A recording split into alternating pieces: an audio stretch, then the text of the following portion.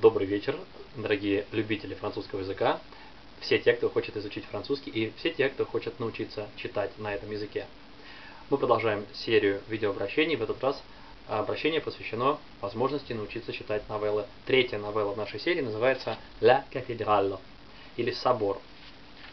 «La Cathédrale» — это новелла Андре Муруа, которая чаще всего или чаще других новелл озаглавливает различного рода сборники. Мой сборник озаглавлен просто «Андре Муруа Nouvelle», новелла Андре Муруа. Часто во многих можно встретить именно название «La Cathédrale».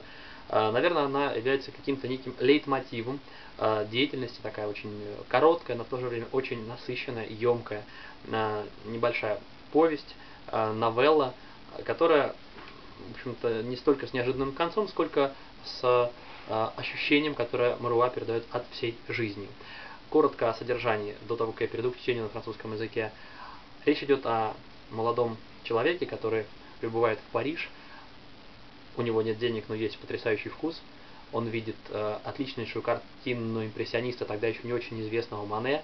Он хотел бы ее купить, она стоит достаточно дорого, но в то же время не баснословных денег, потому что художник еще особо никому не известен, просит у зажиточного дяди, который пообещал им в случае крайней нужды определенную сумму денег, просит одолжить деньги, получает их, но тратит эти деньги на девушек, которые оказываются, в общем-то, с ним рядом в течение какого-то времени, после чего денег у него, в общем-то, нет, он уже спустя какое-то большое-большое время становится известным писателем, но и картина тоже продолжает свой век, ее купили и является шедевром.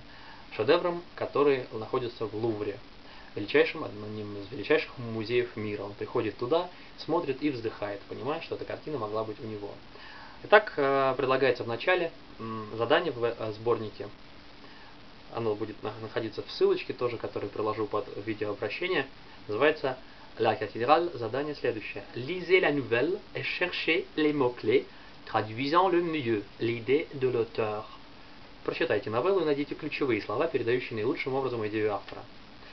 Если не будет возможности сделать это на французском, хотя постарайтесь, пожалуйста. Отыщите по возможности для отработки вас способности отделять главное от несущественного слова, которые лучше всего отражают смысл. Ну, лучше всего сделать это на французском.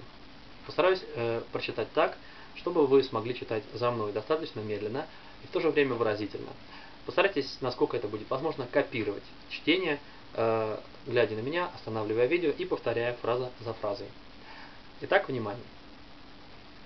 En 18, un étudiant s'arrêta rue Saint-Honoré devant la vitrine d'un marchand de tableaux. Dans cette vitrine était exposée une toile de Manet, la cathédrale de Chartres. Manet n'était alors admiré que par quelques amateurs, mais le passant avait le goût juste. La beauté de cette peinture l'enchanta. Plusieurs jours, il revint pour la voir. Enfin, il osa entrer et en demander le prix. « Ma foi, dit le marchand, elle est ici depuis longtemps. Pour 2000 francs, je vous la céderai. » L'étudiant ne possédait pas cette somme, mais il appartenait à une famille provinciale qui n'était pas sans fortune. Un de ses oncles, quand il était parti pour Paris, lui avait dit « Je sais ce qu'est la vie d'un jeune homme. En cas de besoin urgent, écris-moi. » Il demanda au marchand de ne pas vendre la toile avant 8 jours, et il écrivit à son oncle. Ce jeune homme avait à Paris une maîtresse qui, mariée avec un homme plus âgé qu'elle, s'ennuyait. Elle était un peu vulgaire, assez sotte et fort jolie. Le soir du jour où l'étudiant avait demandé le prix de la cathédrale, cette femme lui dit « J'attends demain la visite d'une amie de pension qui arrive de Toulon pour me voir. Mon mari n'a pas le temps de sortir avec nous. Je compte sur vous. » L'amie arriva le lendemain. Elle était elle-même accompagnée d'une autre. L'étudiant dut, pendant plusieurs jours, promener ces 3 femmes dans Paris. Comme il payait le repas, fiacre et spectacle, assez vite son mois y passa.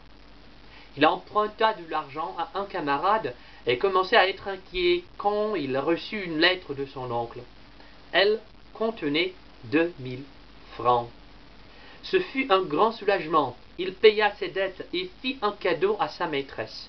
Un collectionneur acheta la cathédrale et beaucoup plus tard légua ses tableaux au Louvre. Maintenant, l'étudiant est devenu un vieil et célèbre écrivain. Son cœur est resté jeune. Il s'arrête encore tout ému devant un paysage ou devant une femme. Souvent dans la rue, en sortant de chez lui, il rencontre une dame âgée qui habite la maison voisine. Cette dame est son ancienne maîtresse. Son visage est déformé par la graisse, ses yeux qui furent beaux sous les